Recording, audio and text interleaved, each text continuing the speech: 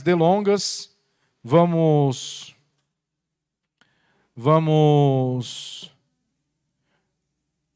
para a palavra de Deus em 1 João, capítulo 2, versículo 12 até o versículo 17.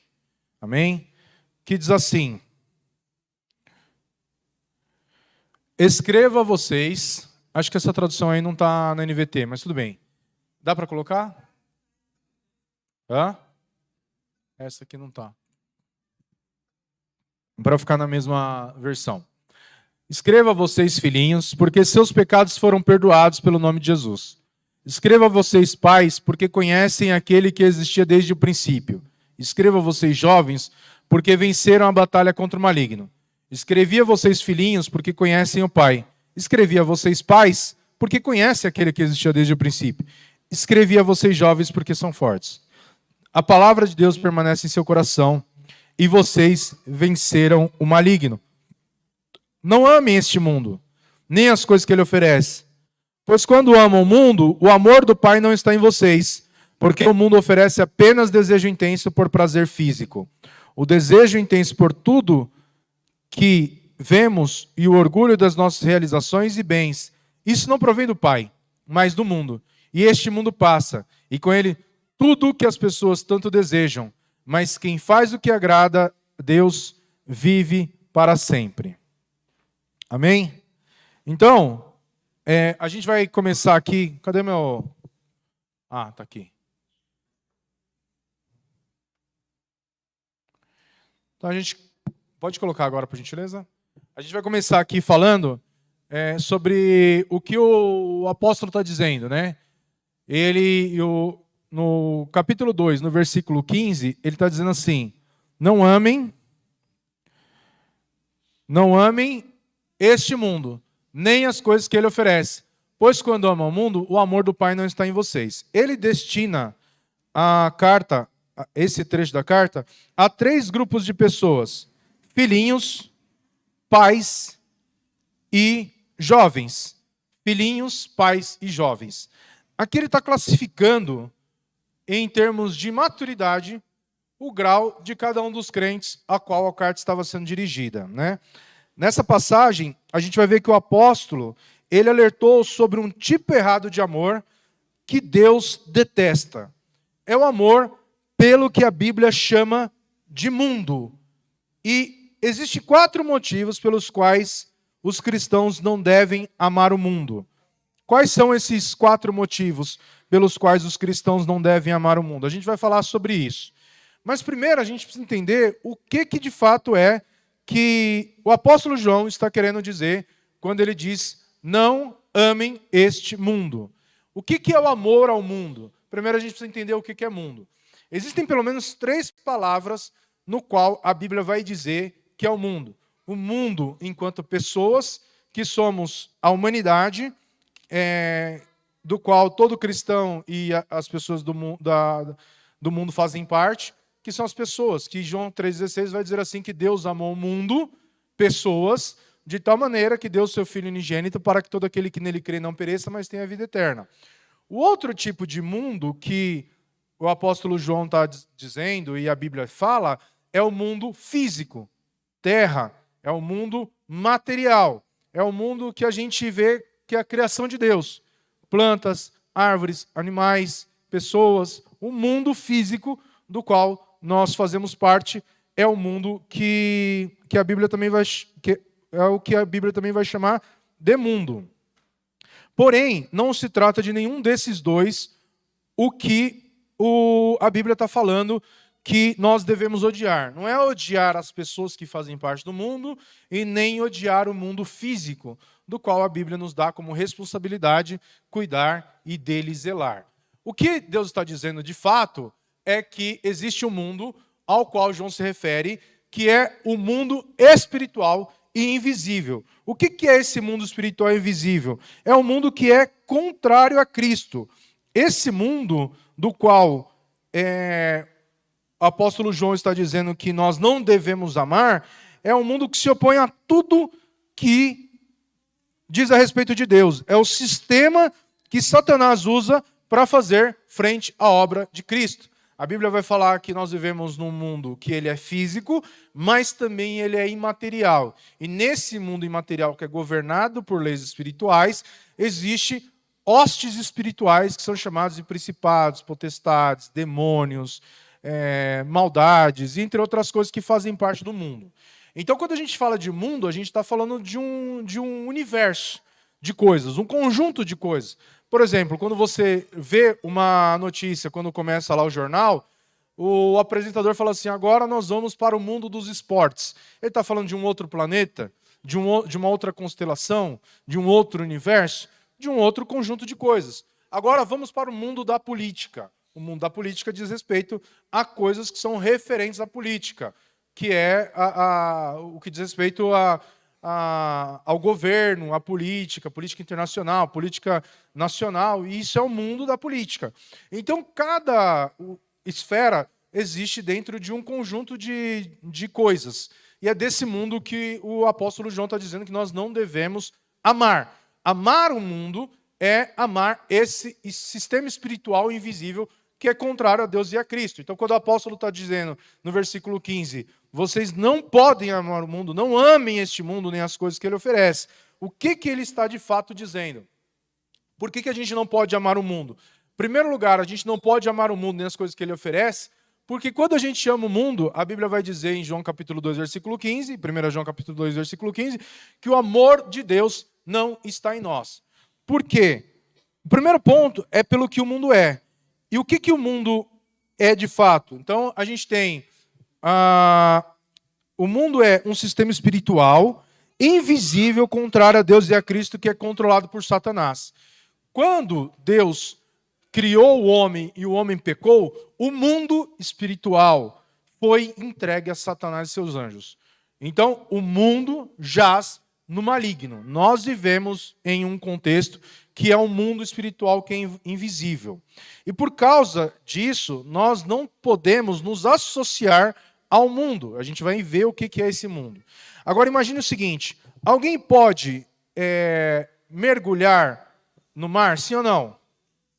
Sim, pode mergulhar no mar. Mas ninguém pode viver submerso na água. Por quê? Porque nós não fomos criados com essa habilidade. Não há nenhum ser humano que consiga respirar embaixo da água, viver embaixo da água. Assim também não há nenhum peixe que vive na água que ele possa respirar fora da água. Ele pode até sobreviver um tempo. Tem gente que consegue controlar a respiração por longos minutos, mesmo embaixo da água. Tem uma profissão que é escafandrista. Alguém sabe o que é? O que é um escafandrista? Alguém sabe? Um escafandrista é um mergulhador que consegue escafandrar, ou seja, pesquisar ou buscar coisas embaixo da água, em locais profundos. Só que para ir para um local muito profundo, você precisa estar preparado. Por quê? A pressão que exerce dentro da água, se você não estiver com uma vestimenta adequada, você pode sofrer uma pressão tão grande, primeiro que é difícil você chegar lá. E mesmo que você consiga chegar lá, é impossível você conseguir ficar lá. Porque a pressão tão grande da água, ela pode fazer os seus órgãos explodirem. Então, por exemplo, um submarino ele só pode ficar embaixo da água porque existe uma pressão interna nele tão grande que ela se iguala à pressão externa.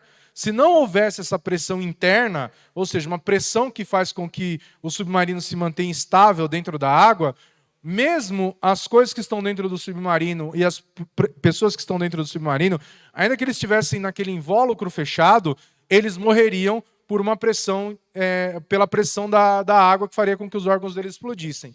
Então o escafandrista ele usa uma roupa especial. Onde que a gente vai ver isso? Quem aqui já assistiu o filme Homens de Honra? Do Cuba Gooding Jr. Cuba Gooding Jr., Homens de Honra, um dos filmes mais famosos e melhores filmes já produzidos e que tem como um ator principal o Cuba Gooding Jr. e o Robert De Niro. Um filmaço, vale a pena, se vocês não têm o que fazer hoje à tarde, assistam. Nesse filme, o Cuba Gooding Jr., ele é um oficial da Marinha que depois de um acidente ele perde uma perna. E ele tem o sonho de ser um escafandrista. Só que aquela roupa, ela é muito pesada. Ela é uma roupa que pesa quilos e quilos e quilos, muitos quilos. Eu não saberia dizer quanto, mas talvez seguramente uns 100 quilos. É uma roupa muito pesada. Só que essa roupa é o que dá a sustentação necessária para que ele possa estar embaixo da água, para que ele possa respirar embaixo da água, para que ele possa suportar a pressão embaixo da água. E nós, na Terra, nós somos como um escafandrista. Ou seja, sem o Espírito Santo, que é o nosso recurso principal, que nos ajuda a nos manter em meio a toda essa pressão, nós não suportaríamos. A gente vai ver lá na parábola do semeador que uma das sementes ela cai entre os espinhos. E o que acontece com aquela semente que cai entre os espinhos? O que acontece com a semente que cai entre os espinhos? Ela é sufocada pelo quê? Pelo mundo. O mundo sufoca aquela semente porque ela não tem raízes. O que é ter raízes, então? É justamente estar munido de todas as ferramentas espirituais para que a gente possa suportar as investidas do maligno contra a nossa vida.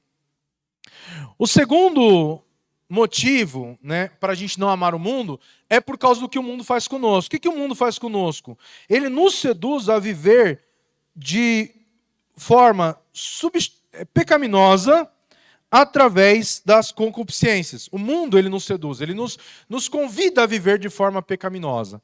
Havia um jovem, esse jovem ele era muito acima da média. Esse jovem ele era alguém que estudava numa universidade cristã, ele tinha ótimas notas, ele tinha uma ótima conduta, e ele também era alguém que evangelizava no seu tempo livre, fazia obra de Deus. Um jovem que era conhecido, notadamente conhecido, pela sua vida cristã e devoção cristã. De repente, esse jovem começou a mudar. As notas dele já não eram mais as mesmas, os comportamentos dele já não eram mais o mesmo, e ele já não tinha mais o mesmo vigor espiritual que ele tinha antes. E o reitor da universidade percebeu isso e chamou ele para conversar.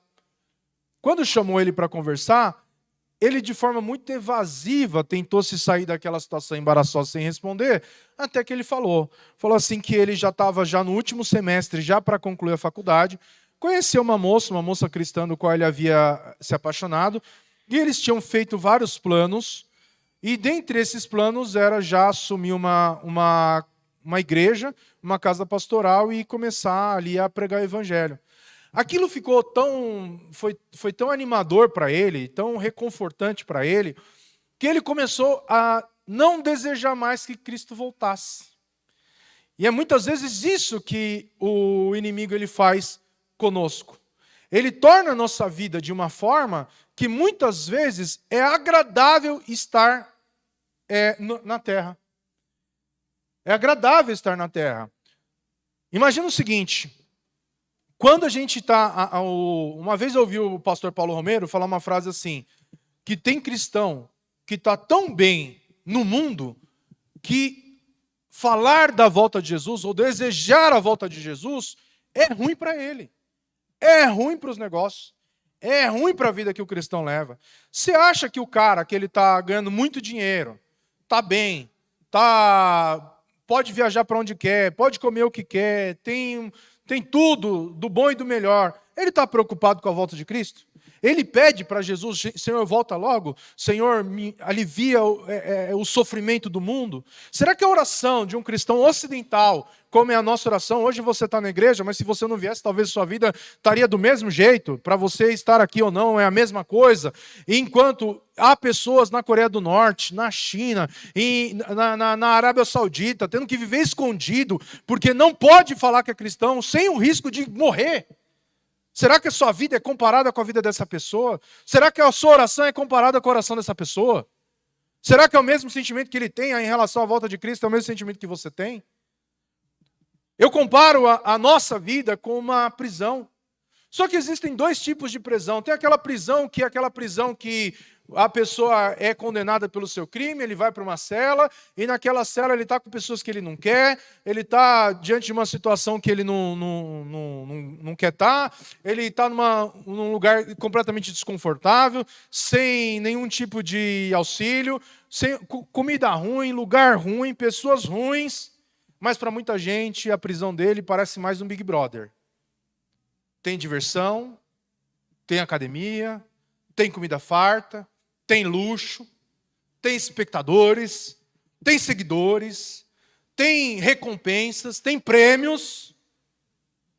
Será que a pressa de querer sair de uma prisão, que é um lugar desconfortável, é a mesma coisa de você sair de uma prisão de um lugar que aparentemente é confortável? Será que não é bom para que você se sinta confortável e esteja num lugar onde é exatamente o lugar que você quer estar? Você acha que eu vou achar ruim se você me trancar em casa por uma semana com comida, com piscina, com videogame, com Netflix, com uma casa confortável? Você acha que eu vou achar ruim? Não. Mas se eu estivesse dentro de uma cadeia, eu não queria ficar uma hora. E muitas vezes a gaiola do cristão, ela é uma gaiola que parece mais um viveiro. Ela tem outros pássaros, ela tem muitas folhas, ela tem diversão, ela tem muita comida farta. E se você abrir a gaiola da casa do pastor Lúcio, dos passarinhos dele, vive aberta. Um pássaro que ele está acostumado com a gaiola, ele não quer voar para buscar alimento. A gaiola para ele é mais confortável. Então, muitas vezes o cristão, ele aceita o mundo porque o mundo lhe é confortável. Se o mundo é confortável, por que eu vou desejar sair do mundo? A morte não é um peso para o cristão, é uma recompensa. O que a morte pode fazer com o cristão se não entregá-lo a Cristo? Por que a gente tem tanto medo da morte? Por que a gente tem tanto medo de partir e estar com Cristo? E muitas vezes tem mais desejo do mundo do que a presença de Cristo. Olha só, por que a gente não deve amar o mundo? Por causa do que o mundo faz conosco. O que o mundo faz conosco? O mundo ele nos seduz, nos induz ao pecado. O mundo, outro ponto, por causa do que o cristão é. O que o cristão é? O cristão é um filho de Deus. O cristão não. O cristão que é o escafandrista, ele não é peixe, ele não é da água. Ele só pode permanecer na água porque ele está equipado. Se ele não estiver equipado, a morte é certa. A morte é certa. Se cortar o oxigênio do escafandrista, ele morre. Se rasgar a roupa do escafandrista, ele morre também. Ele precisa estar equipado. O cristão que não está equipado, ele está morrendo. E o que é esse equipamento? A palavra do Senhor vai dizer lá em Efésios capítulo 6, sobre a armadura espiritual de Efésios capítulo 6, que é a armadura do poder, a couraça da justiça, o capacete da salvação, a sandália da preparação do evangelho da paz, o cinturão da justiça, o escudo da fé, a espada do espírito. Gálatas capítulo 5 vai falar sobre as obras da carne e as obras do espírito. A Bíblia fala qual é o equipamento que o cristão precisa ter para poder suportar as investidas do mundo e não amar o mundo. E por último, vai falar por causa do destino do mundo. Qual que é o destino do mundo? O destino do mundo, a Bíblia diz assim, que o mundo vai passar e com ele tudo o que as pessoas tanto desejam. Então, a gente precisa ter em mente que quais são os artifícios do mundo? Os artifícios do mundo é João 2,16, porque o mundo oferece apenas o desejo intenso por prazer físico, desejo intenso por tudo que vemos e o orgulho das nossas realizações e bens. Ou seja, ter um carro bom, ter uma casa boa, ter uma roupa boa, são desejos. E esses desejos podem se tornar pecaminosos. Assim como o desejo de casar e construir uma família, se não for para a glória de Deus, também pode ser um pecado. Tudo o que é bom pode se tornar um pecado. Tudo. Tudo. A fome não é um pecado. Comer demais é. O sexo, quando praticado dentro dos limites do casamento, não é um pecado. O sexo fora do casamento é. Você ter uma casa não é pecado. Você querer ter a melhor casa, simplesmente para você se sentir melhor, pode se tornar um pecado. Até a santidade pode se tornar um pecado na vida do cristão. Se a minha santidade me torna melhor do que os outros, também é um pecado. Se a minha santidade me faz ser melhor do que outra pessoa, também é pecado. Então, o mundo, ele se apresenta de diversas formas, mas a única coisa que ele não quer é te deixar desconfortável. Imagina o seguinte, uma águia, quando ela cria o seu filhote, o ninho da águia, ela tem grandes gravetos, pequenos gravetos, espinhos, folhas e penas. A pena é extremamente confortável. É extremamente confortável. Dormir não é pecado, a preguiça é. Então a gente precisa entender que qualquer coisa pode se tornar um pecado. O que a águia faz? A águia, quando ela quer expulsar o filhote do ninho, porque é o progresso natural do ciclo da águia, é que o filhote, ele sai do ninho e vá voar. A primeira coisa que ela faz é tirar a pena. Ela tira aquilo que é confortável. E depois ela tira as folhas, depois ela tira os gravetos, até que fica impossível a águia permanecer no ninho. E se mesmo assim ela ainda insiste em permanecer no ninho, o que a águia faz? Expulsa o filhote do ninho e arremessa o filhote de cima do ninho. Ela arremessa. Mas para o diabo é confortável de que você permaneça no lugar onde você está. Não venha em todos os cultos, não venha na escola dominical, não participe das orações, não leia a Bíblia. É confortável. É confortável que você permaneça exatamente do jeito que você está. Que você deseje prazeres. E aí, a gente vai ver o seguinte. João vai ressaltar que o sistema do mundo utiliza 3 artifícios: concupiscência da carne, dos olhos e a soberba da vida. Quais são as obras da carne descritas em Gálatas capítulo 5, versículo 19? Prostituição, impureza, lascívia, idolatria, feitiçaria, inimizade, porfia, emulações, iras, pelejas, dissensões, heresias, invejas, homicídios, bebedices, glutonarias. A gente for falar de cada um desses pecados, nós precisaríamos de no mínimo 5 semanas. 5 semanas para falar de cada um desses pecados minimamente. Uma coisa que o homem aprende é formas diferentes de pecar. Nisso o homem é muito bom. Se tem uma coisa que o homem sabe fazer, é pecar. Pecar com força e de formas diferentes. Há pecados que você comete que você não tem nem ideia. Quanto mais você busca a presença de Deus, mais você vê o seu pecado revelado. Mais você percebe o quanto você é pecador. Existem pecados que são pecados moralmente condenados, que estão aqui nessa lista. O primeiro lá da ponta lá é um pecado que é socialmente aceito ou não? Prostituição. Não é socialmente aceito. Está ficando, mas ainda não é. Mas está ficando. É socialmente aceito? Não. O último lá do lado direito. É socialmente aceito, sim ou não? É. Deixa de ser pecado porque as pessoas não ligam? Não deixa de ser pecado. E aí é o ponto em que Deus vai tratar com o meu e com o seu pecado.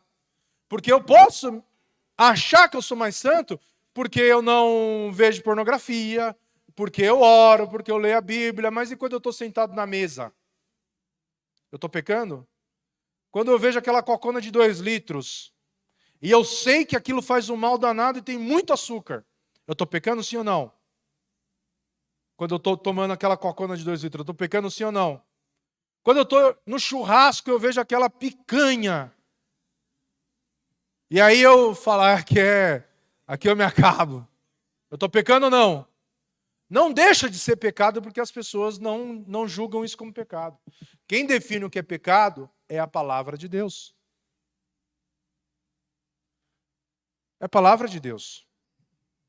Então, nós precisamos entender que não é porque as pessoas dizem, isso aqui... A gente tem que parar de chamar de amor aquilo que a Bíblia chama de pecado. Comer muito é pecado. Adultério, prostituição, lascívia, impureza é pecado.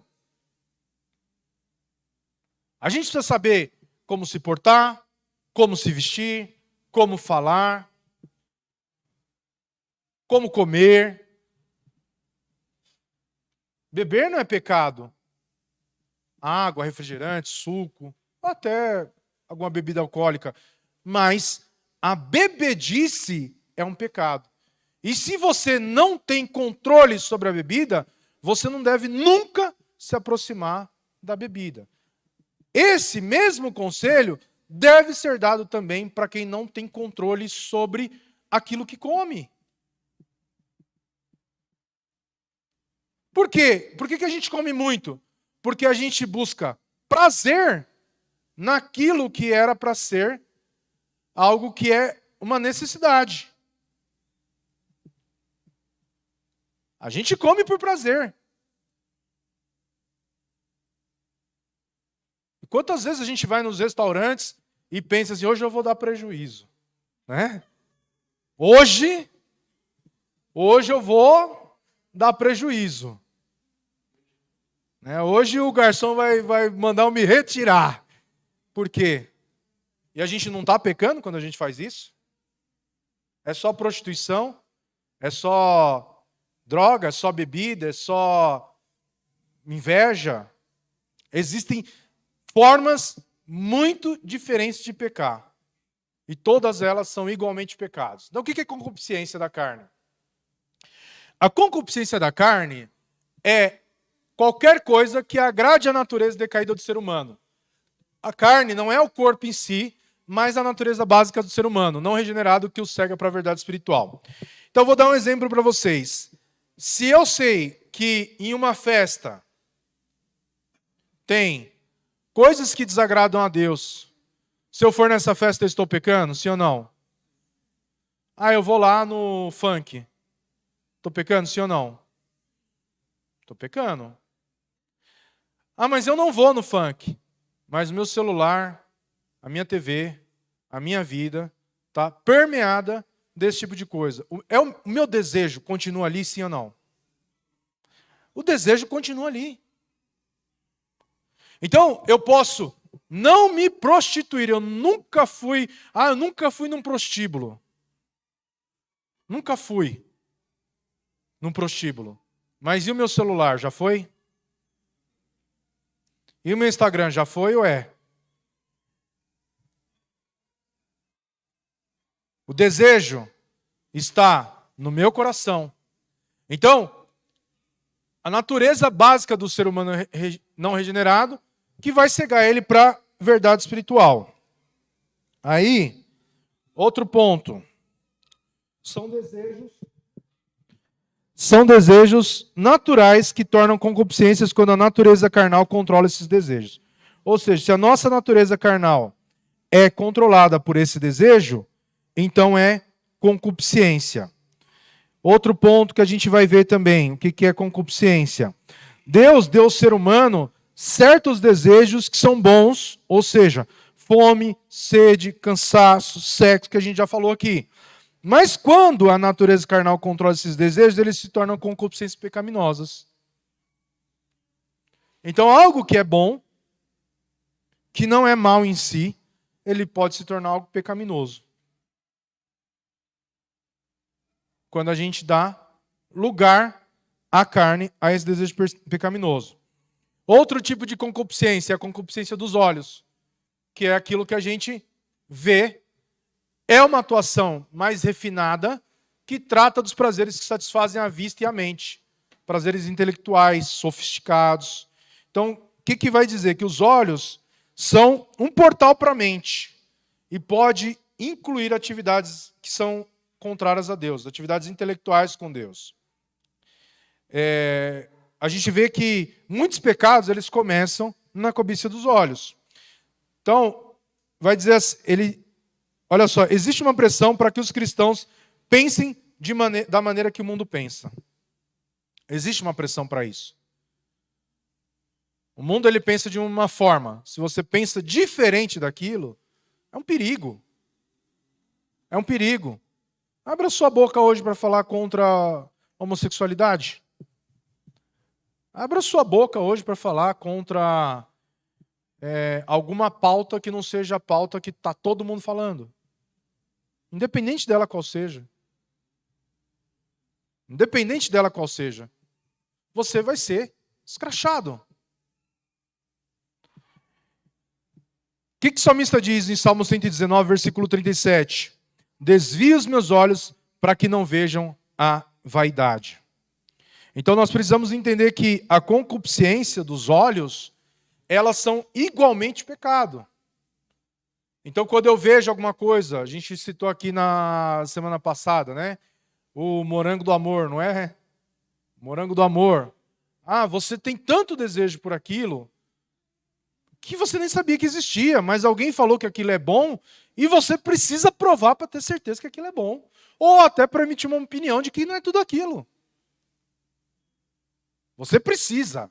Alguém falou para você que você precisa. E se você se o André chegou segunda-feira no banco e o assunto era esse, e ele falar, não provei, não quero provar, nossa, o André é um extraterrestre. Nem de morango eu gosto. Não, que isso? Como você não gosta de morango?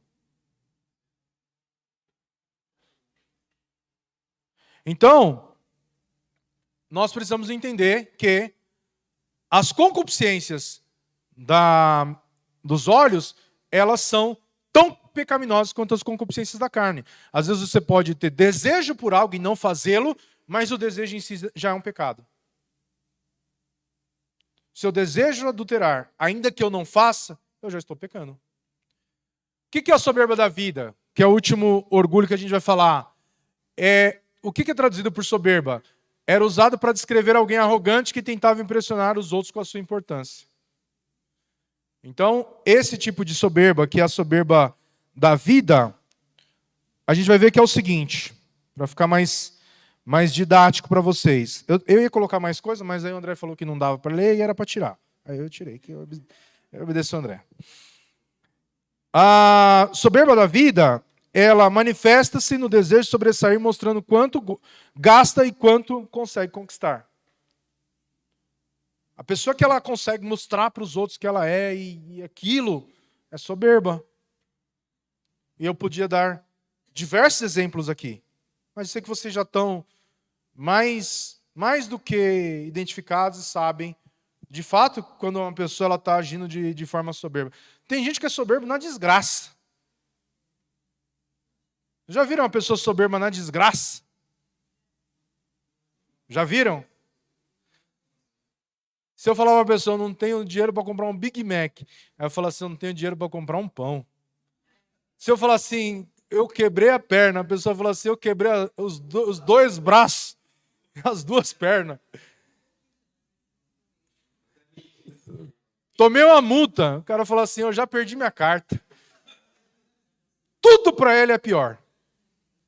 E também essa pessoa, também, quando ela quer se mostrar melhor, ela também vai se esforçar em se mostrar melhor, porque ela é soberba. Tem pessoa que se você for contar uma história triste para ela, quem chora é o burro e o carroceiro, né? De tanta história triste que ela te devolve. Né? Estava conversando com o Marcelo essa semana e ele falou assim que o cumprimento em determinados países muda. Então, por exemplo, no Brasil, quando a gente vai falar, cumprimentar uma pessoa que a gente está vendo pela primeira vez no dia, a gente fala bom dia, né? Querendo que a gente está desejando um dia bom para aquela pessoa. Já na China, tem um outro termo, que é Ni Hao, agora eu não vou lembrar o que é. Mas na Coreia, o termo Annyeonghaseyo significa você já comeu?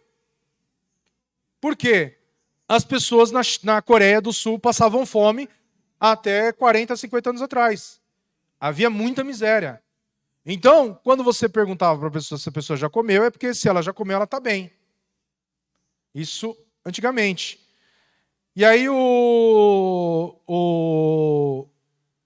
ele falou assim, que o patrão dele só cumprimenta dessa forma. Aí eu falei assim, e se você falar que não, ele vai te levar para comer? Pergunta, né?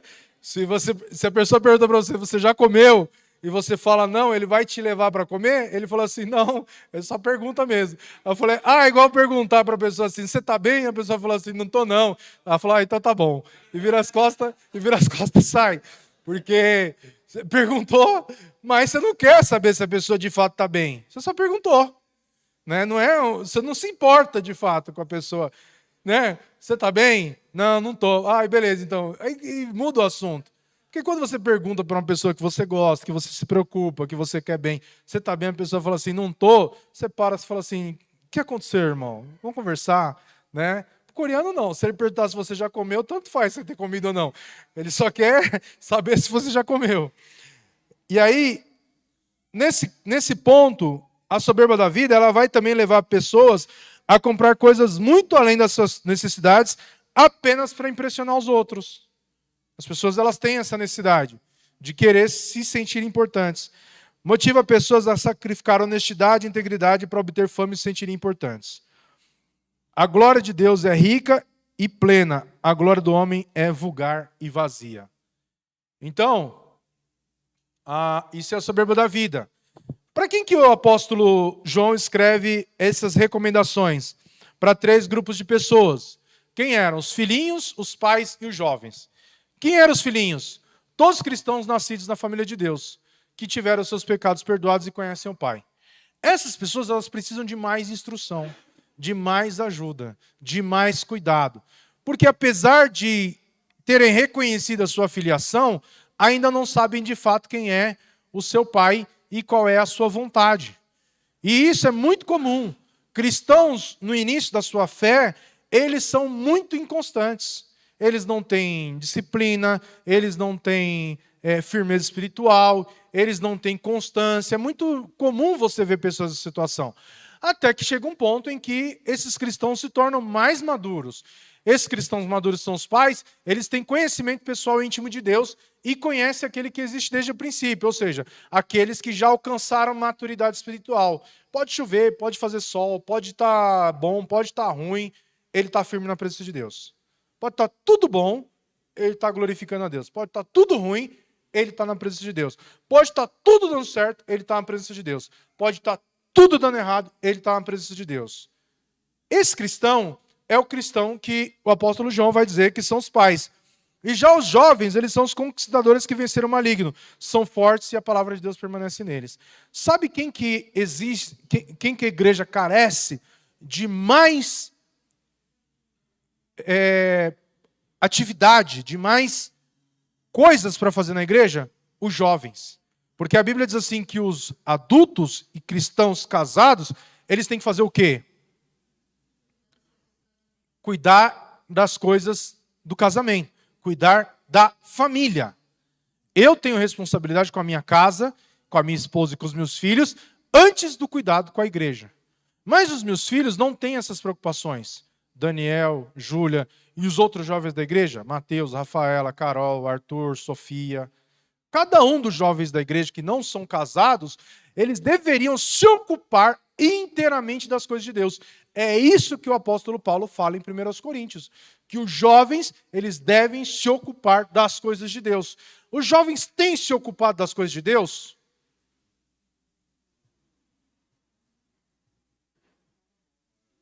Bem, mais ou menos. Tem se ocupado. Se vocês olharem hoje para quem está trabalhando na igreja, são jovens. São jovens. Os jovens estão no louvor, os jovens estão ajudando nas coisas do culto, os jovens estão cuidando das mídias sociais da igreja, mas se requer mais.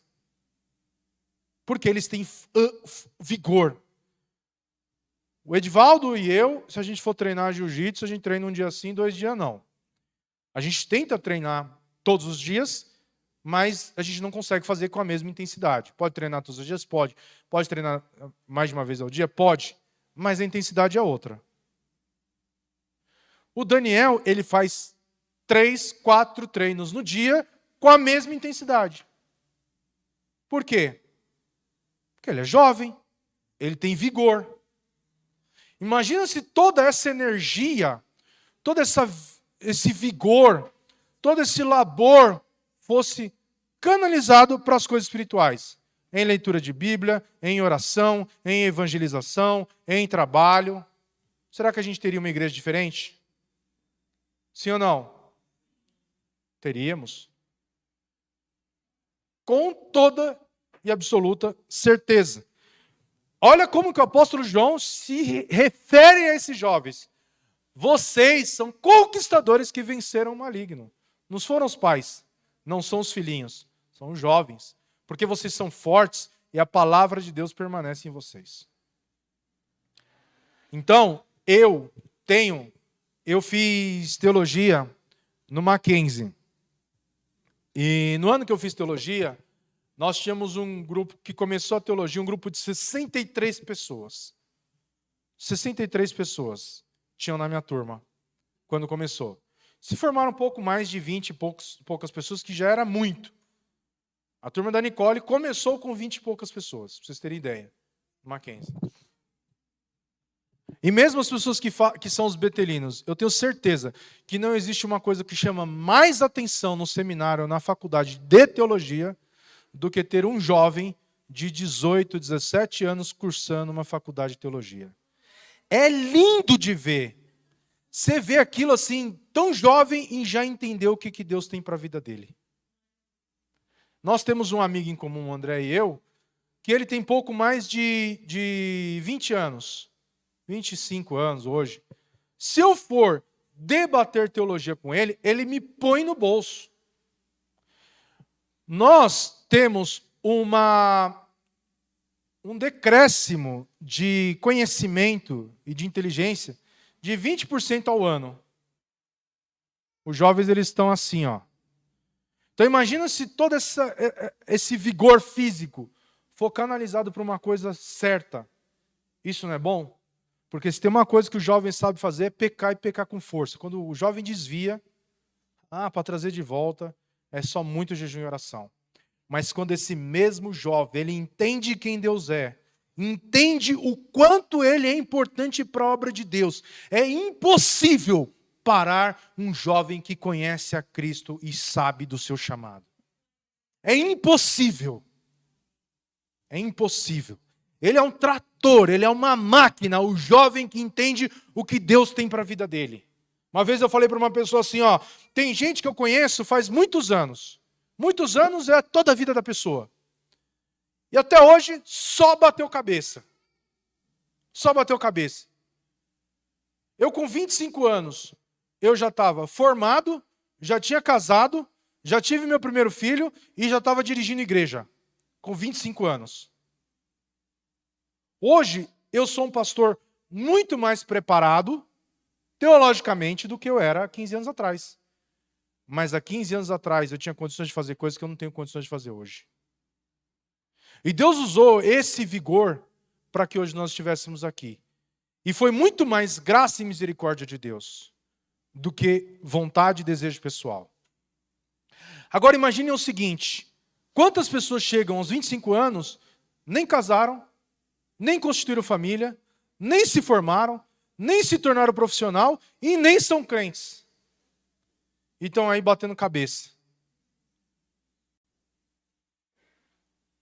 Eu repeti a 5ª série, para quem não sabe. Estou contando para o Daniel hoje. Eu já sabia. Eu repeti a 5ª série. E todo mundo falava que se você repete de ano, você faz o quê? Você perde um ano da sua vida. E quantos anos da vida de vocês está sendo perdido fora da presença de Cristo? Quantos anos? 1? Quem dera fosse. Tem gente que está perdendo a vida fora da presença de Cristo há muitos anos. Há muitos anos. Isso, de fato, é perder tempo. Isso é perder tempo. Isso é perder tempo. Então, os jovens são aqueles conquistadores que venceram o maligno. O mundo passa, ele é temporário, mas a vontade de Deus ela permanece. O mundo é temporário, mas a vontade de Deus é eterna. O mundo ele é temporário, está em constante mudança. O cristão mundano vive em função dos prazeres da carne do que pode ver, mas o cristão espiritual vive em função das alegrias do Espírito e das realidades invisíveis de Deus. Uma vez, um jovem foi levado, um grupo de crianças foi levado para um hospital, para fazer uma visita no hospital. Chegaram lá na visita do hospital, uma criança muito observadora viu que toda hora alguém estava lavando a mão. Toda hora. Alguém ia lá e lavava a mão. Quem já teve a oportunidade de conhecer ambiente hospitalar, você chega, o médico lava a mão, você sai, o médico perde sua mão, ele lava a mão, a enfermeira vai lá e lava a mão. E aí o menino falou assim, por que todo mundo aqui lava a mão toda hora? Toda hora está lavando a mão. Aí todo mundo começou a rir, que a pergunta foi engraçada, depois que passou o momento da risada, a enfermeira falou assim, a pessoa que estava guiando ali a visita falou assim, é porque aqui nós amamos a saúde e odiamos os micróbios. Amar a Deus vai te fazer igualmente odiar o mundo. É impossível amar a Deus e amar ao mundo. É impossível servir a dois senhores. Eu não posso amar a saúde e amar a obesidade. Eu não posso amar ter uma vida de exercício físico e de atleta e amar uma vida de excessos. Eu não posso. Não posso. Ou eu amo uma coisa ou eu amo outra. Eu posso fazer os dois, mas amar não. Porque uma vez que eu amo a Deus, isso inversamente vai fazer com que eu me afaste do pecado, porque isso me afasta de Deus. Então qual que é a promessa? É que quem faz a vontade de Deus permanece eternamente. Olha só essa frase, para a gente poder caminhar para finalizar a mensagem. Não é insensato aquele que dá o que não pode guardar, o fim de obter aquilo que não pode perder. O que vocês entendem com essa frase? Não é insensato aquele que dá o que não pode guardar, a fim de obter aquilo que não pode perder. Então vamos lá. Uma pessoa, o pastor Ricardo tem uma frase que ele fala assim que ninguém pode conquistar o que deseja se tiver mão de abrir mão do que tem. Certo? Sim ou não? O que você deseja? Se é o céu, você não pode ter medo de abrir mão dos prazeres e do mundo. Porque o céu você não pode perder e os prazeres e o mundo você não pode ter. É tolo alguém que renuncia a bens materiais. Não é tolo alguém que renuncia a bens materiais e passageiros em troca de algo espiritual e eterno que não pode ser perdido. A Bíblia vai falar sobre a parábola do tesouro escondido. O homem acha um tesouro que é tão valioso, que ele só pode tomar posse se ele abrir mão de tudo que ele tem. Tudo o que ele tem precisa ser aberto mão para que ele tome posse daquele tesouro valioso. Então, essa frase que é atribuída ao Jim Elliot, que era um missionário, vai destacar a importância de priorizar aquilo que realmente importa. Porque as outras coisas não são importantes. O que importa é a nossa salvação em Cristo Jesus. Romanos 12:2, e não vos conformei com este século, mas transformai-vos pela renovação da vossa mente, para que experimenteis qual seja a boa, agradável e perfeita vontade de Deus. Já finalizando, né? Eu quero já falar aqui dos últimos pontos, né? Então, como que a gente descobre qual é a vontade de Deus? É uma dúvida muito comum. Eu não sei qual é a vontade de Deus. Através da palavra de Deus. Então, o cristão espiritual, ele vai separar um tempo do dia para ler, meditar a palavra, para encontrar a revelação da vontade de Deus na palavra de Deus e aplicar isso na sua vida. Através das circunstâncias, ou seja, Deus opera de maneiras maravilhosas abrindo e fechando portas, mas devemos confrontar as situações com a Bíblia. Muitas vezes, Deus permite que situações difíceis aconteçam na nossa vida para que nós nos tornemos cristãos disciplinados e tenhamos uma vida de oração. Imagina se tudo desse certo na sua vida. Uma coisa que você não ia fazer era orar. Através da oração em direção do Espírito, ao tomar uma decisão, o Espírito fala ao coração do cristão, mas sempre deve-se confrontá-la com a palavra. O cristão maduro permanece inteiramente dentro da vontade de Deus. Essa foi a palavra que Deus nos deu nessa manhã, e que Deus fale mais aos nossos corações e que nós possamos agora participar da ceia do Senhor. Enquanto nós nos preparamos para ceiar, quero pedir para a pastora Meire